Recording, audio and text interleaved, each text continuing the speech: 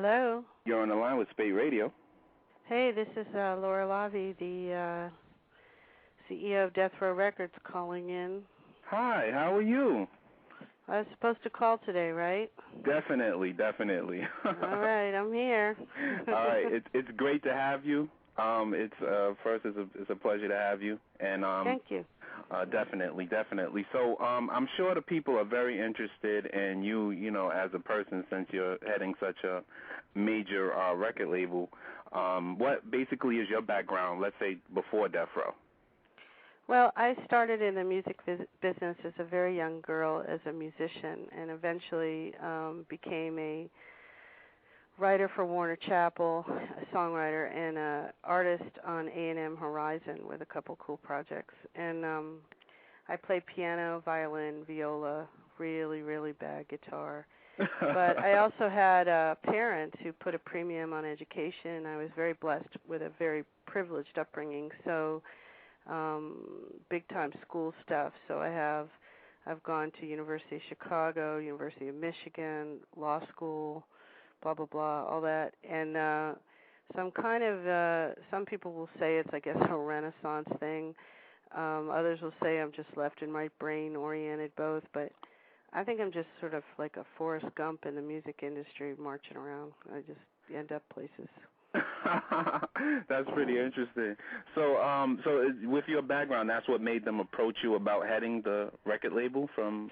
Well, about 4 years ago, I was approached by some financiers out of Ontario, Canada, who were interested in putting a new breed company together.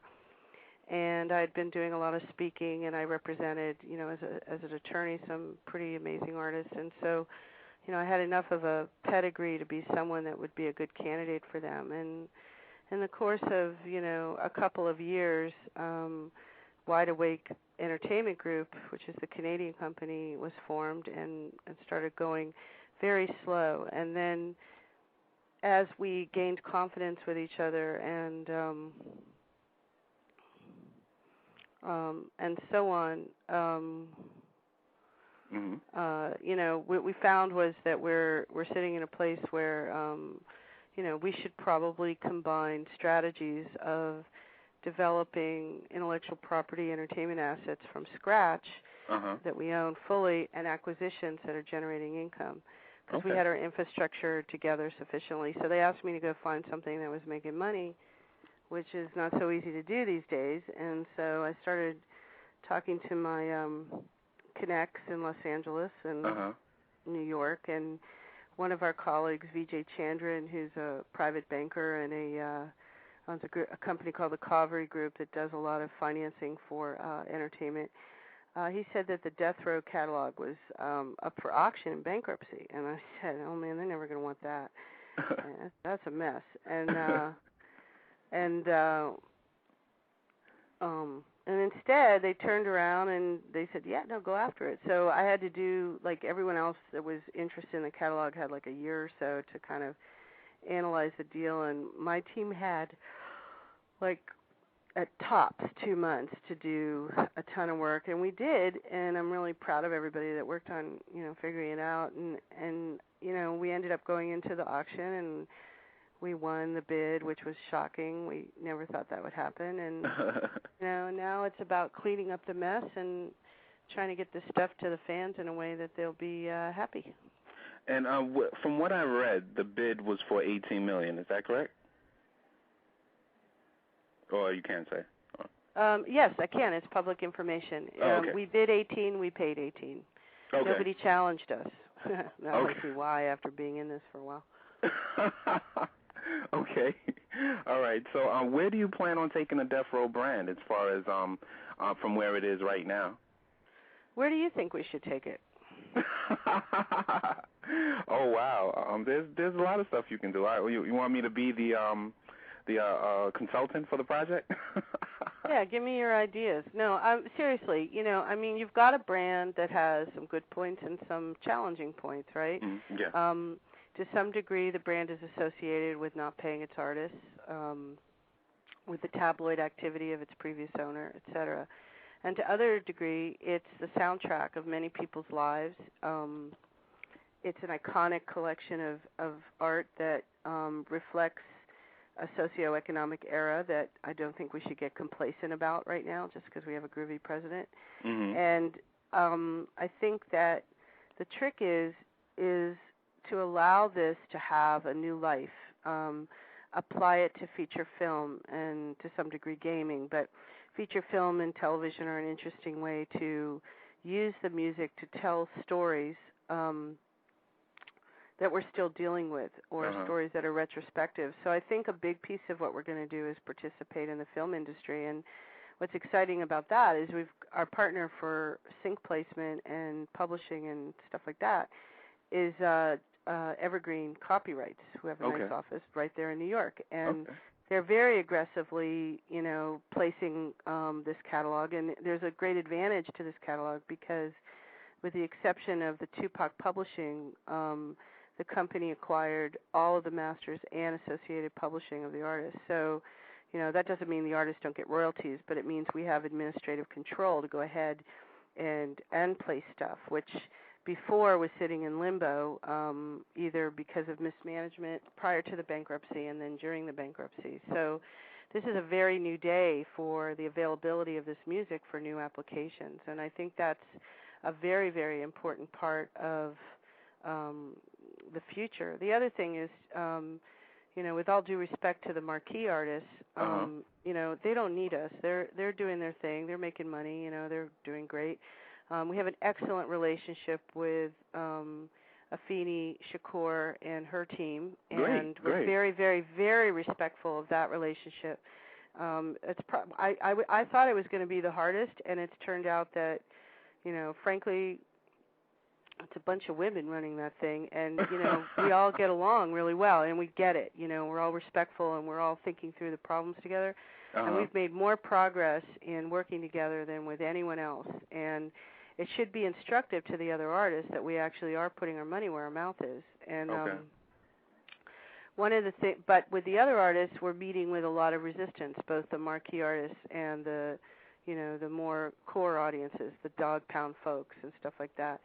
And, the challenge is because of the sins of the prior management, some of the market valuation, just in terms of straight sales and so on, isn't where it should be given the quality of this music and the iconic value of these producers. Like someone like Daz is incredible, the work he's done.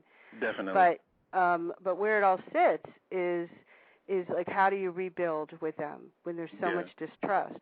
So, it's almost as basic as I was joking around today with our comptroller that I was going to have us print out like giant Ed McMahon-sized checks, and for the first royalty we were going to go around with a camera and deliver them to everyone's door, as if they had won the publisher sweepstakes, because these guys have never received a royalty check. They don't even know what that's like, and so that makes them angry. I understand that. As an artist, I totally understand that. As the head of this company, all I can do is behave appropriately, not behave like the previous guys. So this is going to be a long approach. So once we get those guys sort of in line and feeling good and seeing where we can involve them, then I think that will happen is that the label will start clicking along like a company again, and people will feel good about Death Row. But I also know that we're going to have to branch out and create new applications for this music, and we have some graphic novel ideas that we're shooting around, and film ideas and gaming ideas, and Apple apps and different things, because merchandising, all that stuff. So it's just going to be one day at a time. Okay, all right. That's pretty simple enough. So are you guys signing new artists, or do you have any? Did you do any recent signings of any new artists? We're not aggressively signing right now because we're sitting on thousands of masters that are unreleased, and we want to honor the original artists first by getting our plans together to get their stuff out. Okay.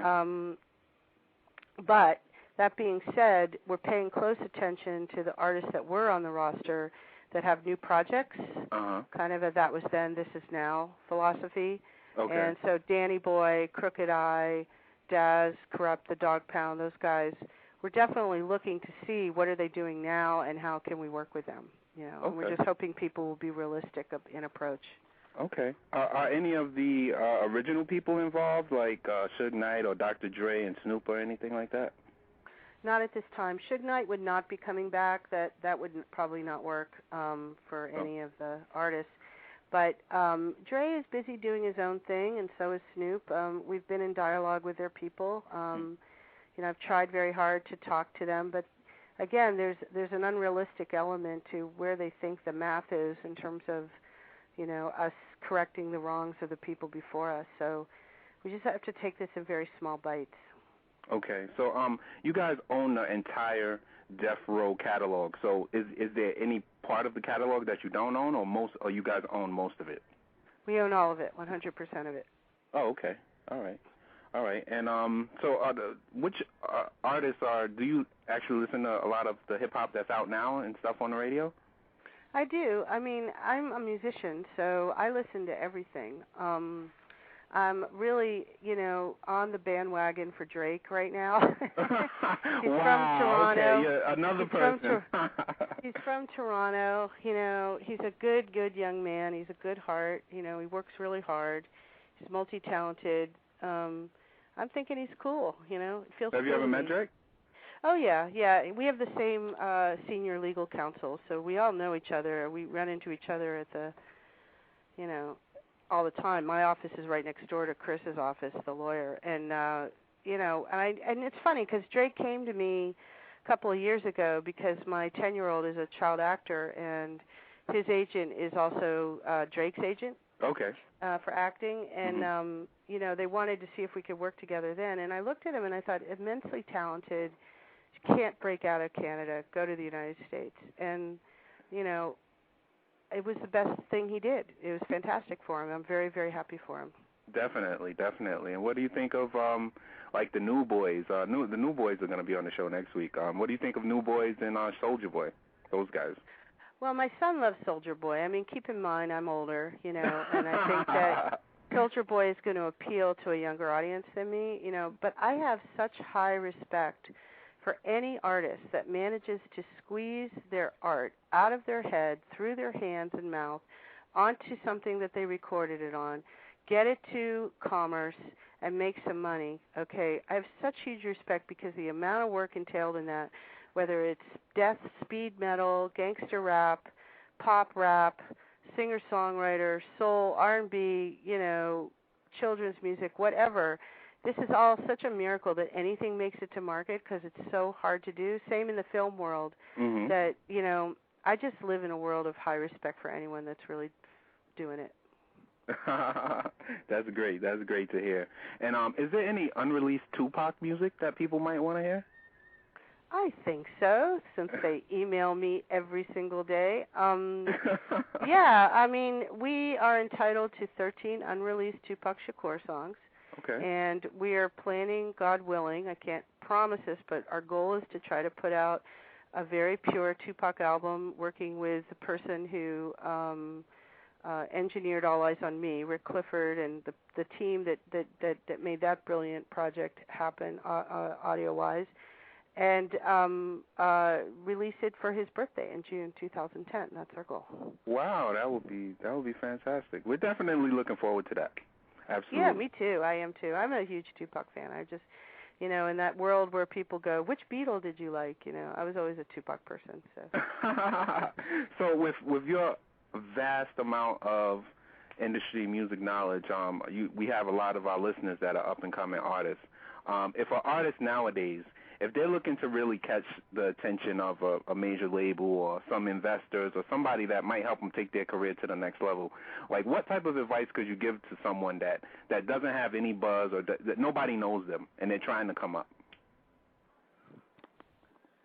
Well, we're living in an interesting age that's quite deceptive because we're living in a digital age where viral dissemination of music is so rampant that discovery of new product is very difficult because we're overwhelmed now.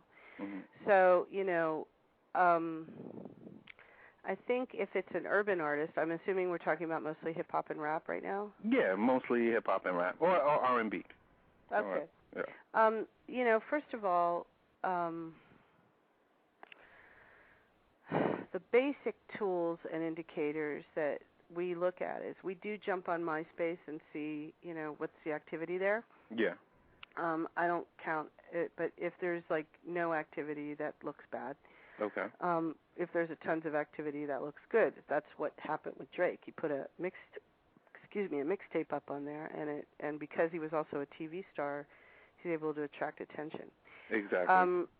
But I know it's a tough subject.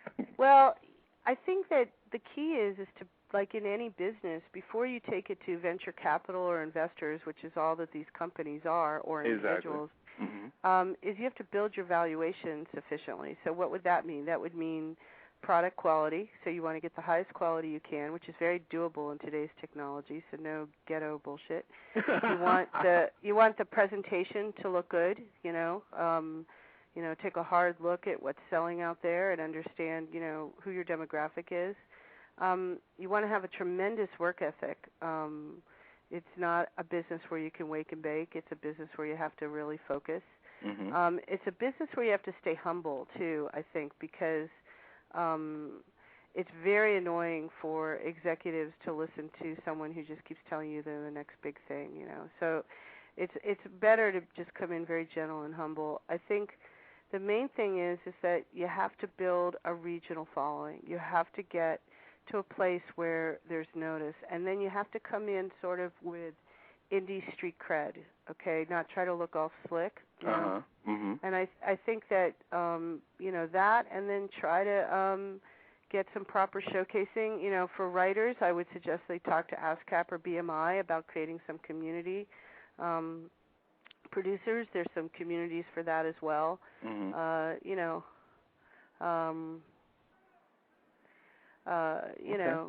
right. So basically, in a nutshell, you're saying get out there and grind and build your brand a little bit before you even attempt to get people to notice you. Right. I agree. And I think that in any situation, any business, you want to get your market valuation up to a point where it's kind of undeniable. And so what are the parameters for that? Well, one of them is high quality product, okay? The other is, utilize the internet as much as possible, internet radio, any of the tools that are available. Be savvy about, digital dissemination of widgets and different things that you can spread out with people. Take a hard look at terrestrial to online campaigns, which go from, letting people know about you to getting them online to become, essentially what we call opted-in end users, but fans that want to hear from you again. And then it's about, networking in a place where proper showcases can happen, and that's where ASCAP and BMI and those guys play in. They're trying to create vehicles for people to get seen. And then the other thing is that, people like Drake were smart. They went out and got discovered by Lil Wayne and stuff. They definitely made sure they were in the right place at the right time. Yeah. And what worked was he was humble through the whole thing. He didn't have no attitude. So he was definitely, one of these people who came in non-threatening and, created a huge valuation for himself. Yeah, definitely. That's one thing that a lot of people say about Drake is that he's very humble. He is humble because he should be. I mean, this is amazing what's happened to him, and it could get taken away in a second. Yeah. And he's come in incredibly talented, and by the grace of God, he's getting to do this amazing thing that he's always wanted to do, and I think he's very, very grateful. I think he understands, how significant this is. Definitely. But would we see anything like a death row reality show or anything like that? Because I would be interested in watching the whole process of you pulling out your hair every day and calling people, and I think that would be pretty interesting. Well, come on over and be my assistant, man. You can watch it every single damn day. I mean, I have my hands full here. Do I want the general public to see the hell I'm going through? No. Okay, all right. It was just something I thought about because I was sitting here and I was like, wow, I would be interested in seeing what she goes through every day, calling people and trying to get people involved in the new formation of the label and everything. I would be very interested in that. But hey. Well, I don't know. I don't want to do a reality show, but I think we are going to do a Death Row documentary. We're in good talks with QD3 about working together to create a feature film and a documentary. And, you know, Quincy Jones 3, who's done a lot of work in the documentary field and production field. And okay. He did the liner notes for the Chronic Relit, which we want everyone September 1st to go out and buy Chronic Relit and From the Vault, From the Vault, From the Vault, From the Vault. Definitely. Definitely. Wow. So, are you into like social media, like Twitter and Facebook and MySpace and all that? I will be fair and say that I am barely trying to keep up with my Facebook. But I have a team. I have a wonderful team we're all over Twitter. We're all over MySpace. We're all over Facebook. And we are very responsive to folks. Okay. So, yes. There is all that stuff. If you go to deathrowmusic.com, which the site should be up any day now, but the links for YouTube account and Twitter and all that stuff are up there right now. Okay. Well, that pretty much does it for, you know, all the questions and interesting things that I had to say. But is there anything you would like to say as far as, you know, about Death Row or where they can, you know, get more information about, you know, what you guys are going to do and everything? Well, yeah, I mean, I want to underscore that we are celebrating and honoring Dr. Dre with the Chronic Relit and From the Vault, and we are putting out a CD of 16 songs of the original Chronic, digitally remastered, and then a DVD that has a ton of video footage, including a very rare, never-before-seen 30-minute Dr. Dre interview where he's sitting in the studio talking about life, the universe, and everything, and he looks fantastic in it. Wow. And he's very well-spoken, as we know. So, and then on that, there's 7 songs of artists from the Death Row Chronic time that were all, you know, part of the Chronic development that have never been released or are rare releases. And then once we get the site going, people will be able to, without required purchase, go to deathrowmusic.com and opt in to win a free trip to Los Angeles. And when they do that, they get to download 6 more unreleased songs from our vault at no charge. And then the 7th song is a mystery artist, and there's a snippet of a demo, which is from deep, deep, deep in the vault, and they have to name the mystery artist to be eligible for the drawing for the trip to Los Angeles. So we're having some fun with it. Wow, definitely. It sounds like it. Definitely. I will definitely make sure that everybody knows about that. A free trip and free music. Free is always good. Yeah, well, you know what's hilarious is, like, we were talking about, let's send them in L.A. Let's send them to Compton, relive the experience. It won't be real bullets, but you'll think it is, you know. But you know what? Compton is cleaned up quite a bit right now, so we're going to find somewhere else to send them. So I'm just kidding. We're not doing that. Disregard the last statement. Compton, that would be interesting. Oh no. But we definitely it was a pleasure to have you on the show, and we love Death Row, and we love the music that's gonna come out, and we love the catalog too. So great. Well, spread the word and tell people that it's going to take us a while to get it completely right. Be patient with us. All haters need not apply. We just need support. Thank you very much. And we wish you the best of luck. And how long have you been at your position now? Well, I've been in my position as the CEO of Wide Awake since January 1, 2006. Okay. And I have been running Death Row since January 15th, 2009. Okay. All right. So good. The best of luck with your new position. And thank you. Definitely. And like I said, we love Death Row, and we're looking forward to hearing more. Excellent. Thank God for Death Row Records. Thank God for gangster rap. Go, go, go. Buy that stuff. All right?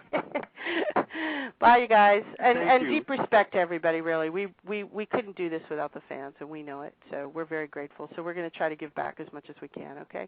Thank you. All right, man. You be well. All right, you too. Bye-bye. Bye.